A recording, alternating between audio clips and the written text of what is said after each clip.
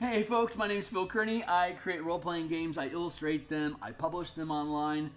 Most of the work I do is Dungeons & Dragons 5th edition. There's a slew of links in the description down below to show you other works that I've created recently.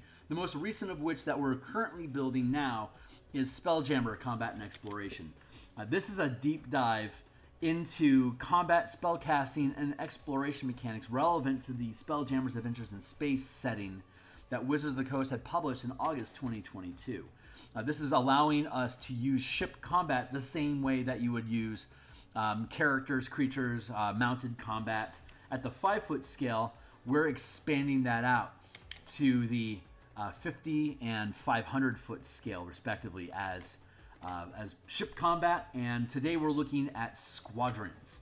So you can check in the description down below. There's a link to the most recent video that we had placed before this was a video about piloting and the different actions that characters can take and how non-spellcasters can have value on the team as pilots as well.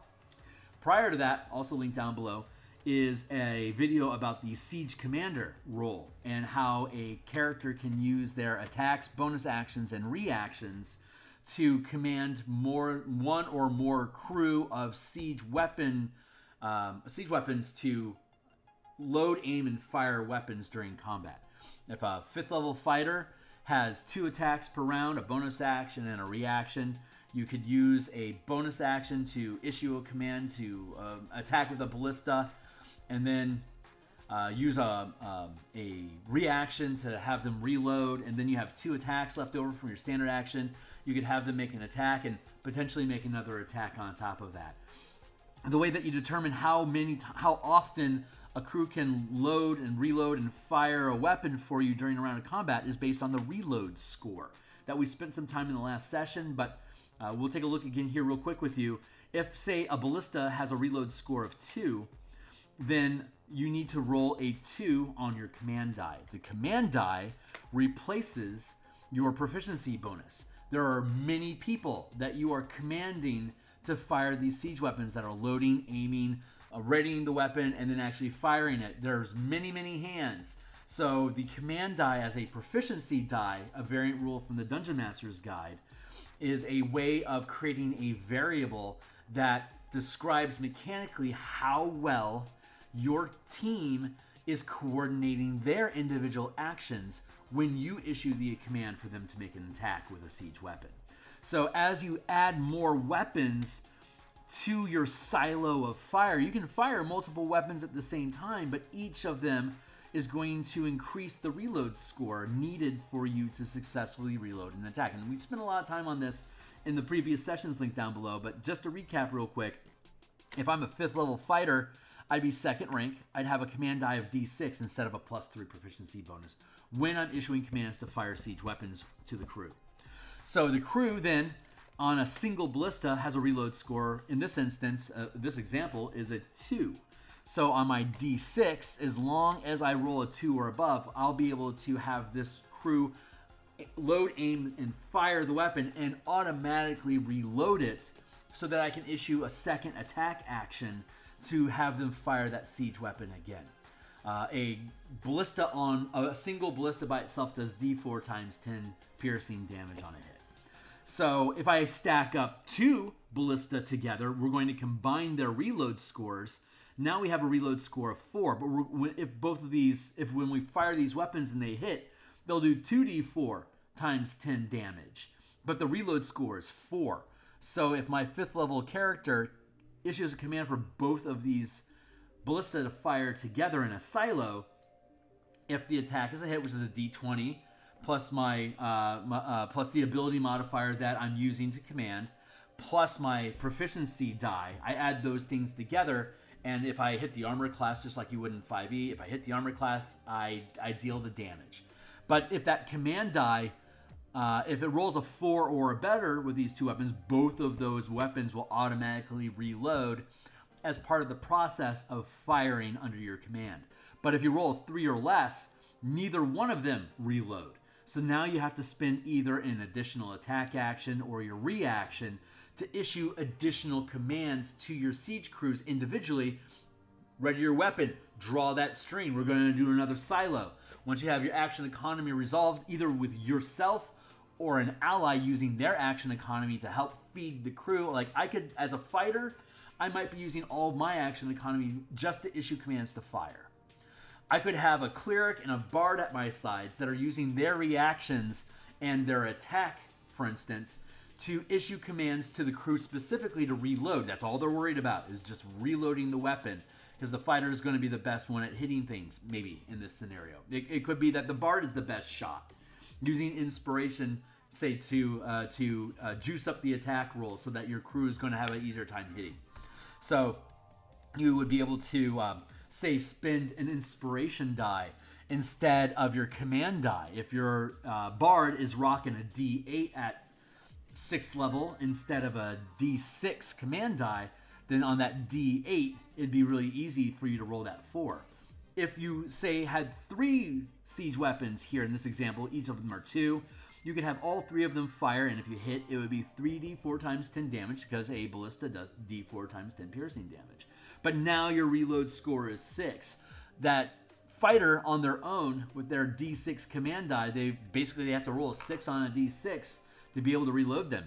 Let's say a bard spins an inspiration die and juices you up to a d8. Now you have to roll a 6, 7, or 8 on your d8, and that would allow your crew to reload. So you get to use your action economy to load, fire, and continue commanding siege crews while you're also potentially piloting the ship. So if you want to use your object interaction to steer the ship into position, you could then issue commands to fire siege weapons. You'd also be able to, say, make melee weapon attacks with your, like, ship melee attacks, like ramming a ship, or grappling, like with pincer claws, like on a scorpion, or whatever weapons you have available to you. The pilot, as a siege commander, can use any weapons that are available to them. And you have your bonus action and reaction for additional actions that we'll dive into in another period. But for now, the squadron commander, here's how the squadron commander works. Each ship in a squadron is considered to be as though it is its own siege weapon. Is this immediately making sense to you? You could have, if I'm going to be a squadron commander that's in command of these 3 galleons here, then I'm going to have the damage that I'm going to deal is going to be based on how much damage each ship alone can deal combined. And then I'm also going to combine the reload score of all 3 ships. And since these aren't individual weapons, but they're multiple weapons aboard multiple ships, the variables are going to be a little different. First off, ships don't have set damage types. When I'm going to deal a siege damage, the die type I'll roll for damage is based on the rank of the crew. I'll have it down below. We had a previous session where we were talking about how crew performance impacts your ship and your action economy. So the higher rank crew you have, the lower the reload score gets, and the higher rank your crew is, the larger damage die they roll when you're in a squadron. So the number of dice that you roll is determined by, it depends. If we're looking at, there's 2 types of ship. There's vessels, which are larger than 50 feet. Typically, like the Scorpion ship is the smallest at 75. And of the things that are published, the Hammerhead ship and the Squid ship are the largest at 250. Though in 2nd edition, we had Dwarven Citadels, we had Ogre Mammoth, and we had Elven Armada and Monarch ships. Those were all up to 500 feet in size. And once this is published, you can keep an eye out, and we'll be creating ships for these massive scale craft as well, massive scale vessels too. So vessels are larger than 50 feet. Fighter craft are up to 50 feet in size. So this little war skiff here, these are 5-foot squares. On these galleons, these are 50-foot squares. A galleon is 130 feet long. So this would be 50, 100, 150. It fits within this 3x3 space as though it were a huge creature, like a giant, for instance. Meanwhile, at the 5-foot scale, these fighter craft, this one fits inside of a 1, 2, 3, 4, a 20-foot by 20-foot space. This craft unto itself is effectively gargantuan in size at the 5-foot scale. So when we're determining how much damage a squadron can do, It depends. Are we looking at siege weapons that require multiple crew to fire together, or are we looking at mounted weapons like the harpoon flingers from Descent into Avernus, which are just basically big harpoon guns? One guy pump pump pump pump pump fires it by himself like off of a gunboat. It's a single person fire weapon. Its reload score is 1. So you can issue commands for creatures to fire mounted harpoon flingers, and they'll fire those off. But if you have a squadron of ships, all of them have harpoon flingers and they're all firing together, or if you have multiple ships and they're all firing silos of siege weapons together, how do we calculate the damage and how do we calculate the reload score because of all the variables? If we're just talking about single ballista or mangonels or trebuchet, they have set stats and you can just add those stats together to get to the amount of damage that you're going to deal and the reload score you're going to have to hit. But when you're dealing with squadrons, there are so many variables. We had to reconfigure how to determine your damage and reload score.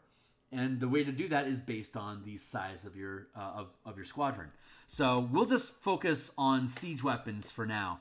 And if we're looking at a 3rd rank crew that uses a D8 under the command of a 3rd rank commander, like a 9th level fighter, for instance, then the fighter is going to be rolling a D8 on the command die to reload weapons, and the crew is going to be rolling a D8 on the damage die. If you only had a 2nd rank crew, the commander would still be rolling a D8 to determine how well you can reload, but the 2nd rank crew is only going to be firing and dealing damage using a D6. Now, mounted weapons deal straight damage, XD6, while siege weapons deal XD6 times 10 because the weapons are so much larger, they're dealing siege damage. So, the way that we calculate this for a squadron of vessels, like 3 galleons together, we look at how many squares do the galleons occupy. And we can see as a 3x3 craft, that's 1, 2, 3 squares. And then there's 3 ships. So that's a total of 9 squares that the fleet occupies. We can go up to 10 squares per squadron. Now, you could obviously fit more than, you could fit 9 of these galleons inside of one 500-foot square.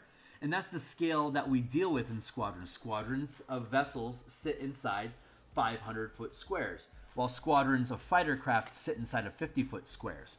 And yes, you can take a squadron of fighter craft and put that squadron in one square at the 500-foot scale. That would be called a mixed squadron, where you have potentially both fighter craft squadrons and collections of vessels all working inside of the same 500-foot space again. But that's a further level of complexity that you may not need. We go deep into variant and little caveat rules to find all those little niche cases. It's like, well, what would happen if this happens? Like, what if I want to have a bunch of skiffs flying among my galleons? What kind of damage would that do? Well, there's separate rules for when you mix them together as a single attack. But for keeping this simple, let's just focus on the squadron of vessels for now. And if you decide this is something cool and you want to check out the book when it publishes in a couple weeks, then you can see the differences in how squadrons of fighter craft or how mixed squadrons of craft and vessel can operate together. And then you can see how fleets work as well, which are multiple squadrons at the 500-foot scale, thousands of feet or even miles worth of ships all working together as a fleet to attack a single target. We'll dive into that later.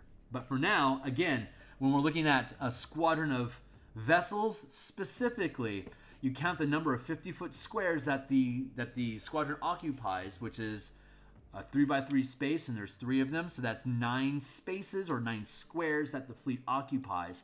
That's the number of dice that you're going to roll.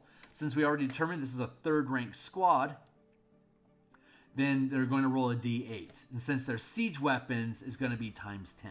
So these 3 galleons, if we issued a command for them all to attack together as a full squadron, they would deal 98 times 10 damage, which is crazy amounts of damage.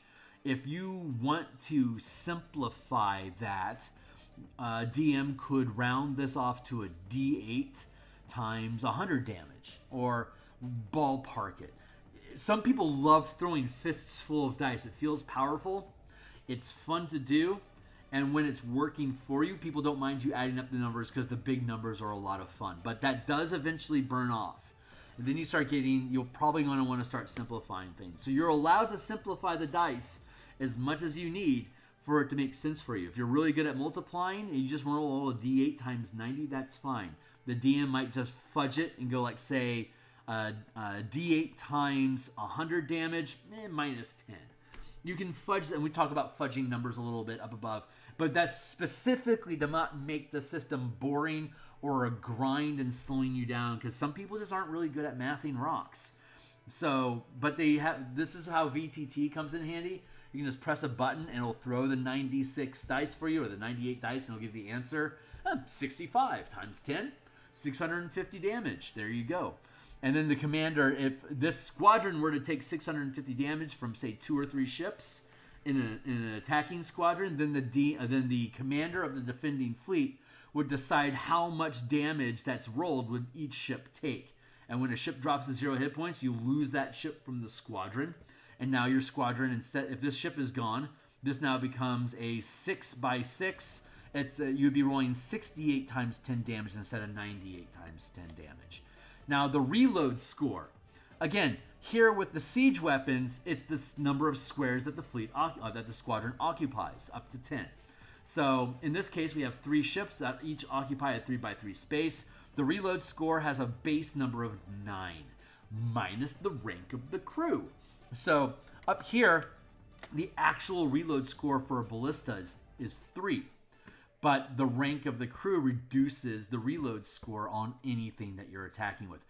The harpoon flingers already start with a reload score of 1, which means you'll automatically be able to reload and fire the weapon with every attack that you take, whether you're a character sitting there and firing the weapon yourself, or you're commanding a whole bunch of other characters to fire their weapons individually. If I had a crew of, say, 9 harpoon flingers, all firing their weapons together, since 1 is the minimum number you can roll, it'd be 1 times 9. It'd be a total of a reload score of 9, which a 5th level character could get a big volley to fire, but then you'd have to spend a ton of time getting all those weapons, or get your friends' help to help everyone get the weapons up and ready to coordinate for another attack. Similar to squadrons here. So in this case, the siege weapons, it's the number of squares that the ship occupies minus the rank. If we have a 3rd rank crew on a d8 damage, the reload score here would be 6. So your 5th level character would be able to, that rolls a d6 on their command die here, right? If they throw a 6, they'd be able to get this squadron to fire a full silo of weapons. And since they rolled a 6 on that d6, they could get all of them to reload again, and that fighter has a 2nd attack. Let's go! Fire again. Oh, I only rolled a 2 this time. I now have to spend a reaction and either all of my actions next round, or get somebody else on my team right now using group initiative with me to spend their reaction and maybe one of their attacks. And if we have 2 fighters working together, like we talked about in the previous video, if I've got 2 fighters and I'm commanding 2 ships, one fighter can just be issuing commands to attack, and the other fighter is using their attack actions or their reactions to automatically get those ships to reload if the reload die didn't succeed with the command check. So different though are the mounted weapons. Mounted weapons deal considerably less damage. In this case, we're looking at the reload. The damage that a mounted weapon deals is going to be the rank of the ship times 10, because mounted weapons are so small. A mounted weapon by itself, like a harpoon flinger, does by itself, it does 2d8 damage as a single weapon. If we have 3 weapons on board here, that would be a 60-10, right? So we'd have 60-10, 60-10, 6d10. That'd be 18d10 damage that they would, or sorry, it'd be 8d8 damage that those ships would be dealing, anywhere from 8 to 64 damage, right? But we're having them fire all as a squadron, so we want to simplify the mechanics. We then take the rank of the crew times the number of ships that are attacking. So we have 1, 2, 3 ships, so it'll be 1d8 times 10 per ship. So 1, 2, 3, that's 3d8 times 10, and that would be mounted weapon damage. It has a much lower reload score, 1, 2, 3, minus the rank of the ship. So if I had all 3 of these ships coordinated again with a 3rd rank crew, 3 minus 3 drops the reload score to 0. Minimum is 1. So I could have all 3 of these ships fire together, and I'd automatically be able to get them to reload and fire their mounted weapons again, because you can automatically fire and reload weapons again anyway. So the math is panning out there, even though we're expanding the scale from you at the harpoon flinger with 2 attacks, pop, pop. I make my 2 attacks, the reload score is 1, I'm guaranteed to reload and fire that weapon again. But with a squadron, and they've got what? They've got 9 different harpoon flingers on deck here among the 3 ships.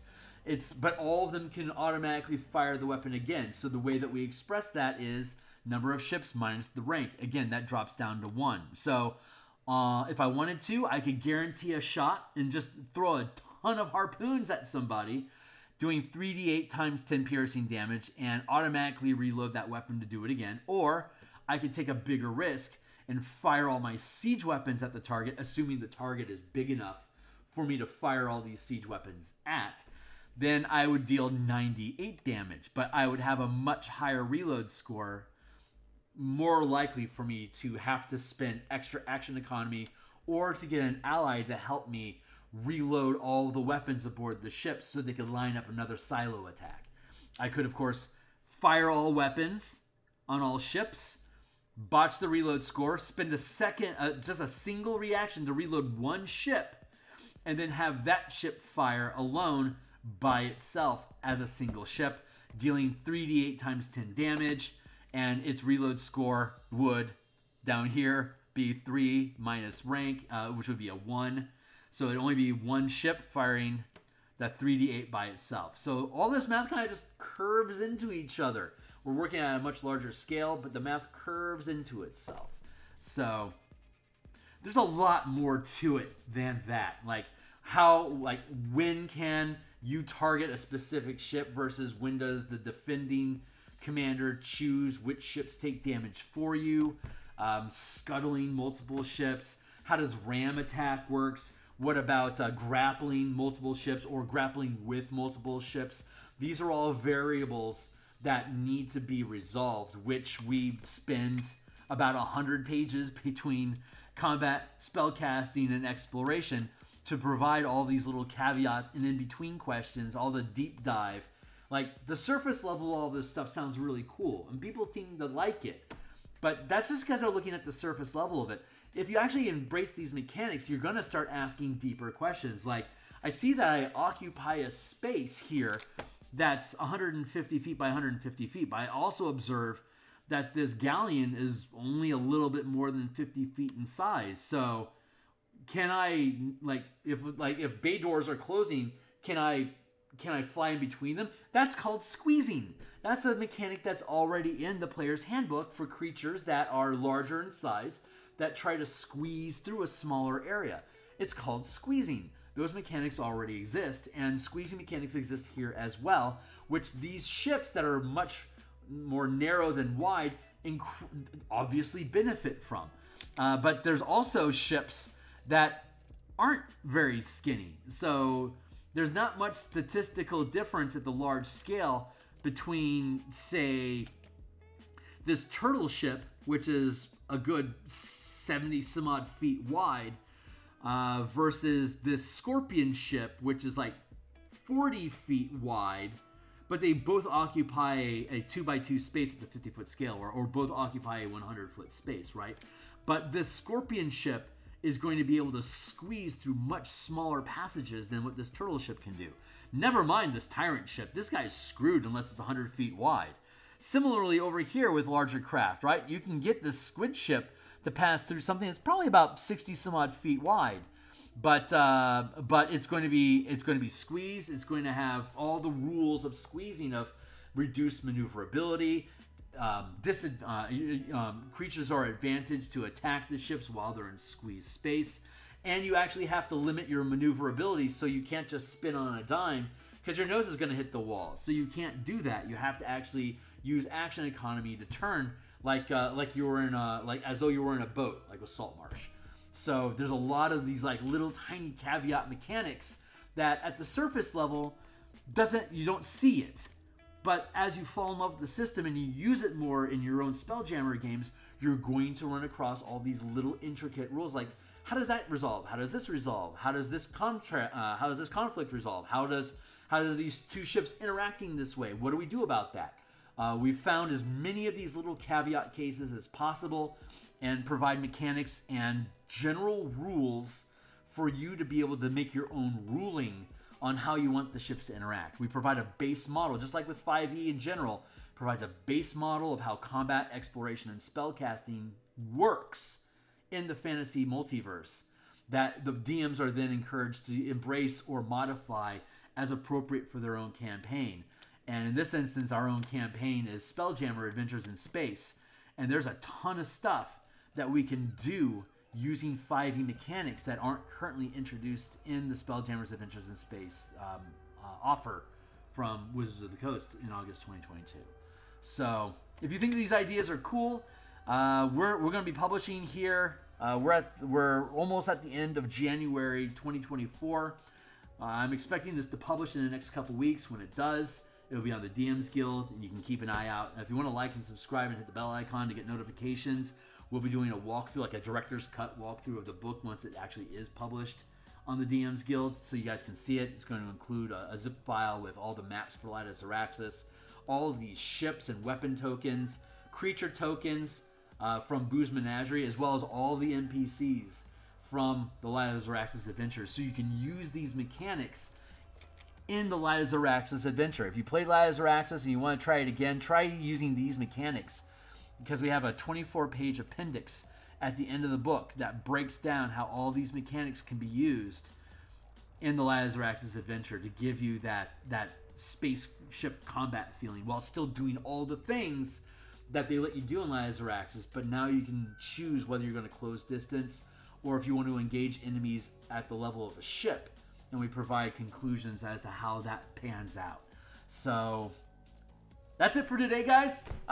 Thanks a lot for hanging out. I'm really excited about having this published. You're certainly welcome. In the description down below, you'll see a link to my Discord channel. You're welcome to kick through, ask me anything. This will be published in the next couple weeks. And if you check out any of the other books down below, you'll see how extensive all of my free previews are. Embrace that. And boy, I'm looking forward to you guys being able to play with this too. So I'll see y'all on the other side. Thanks a lot for being here.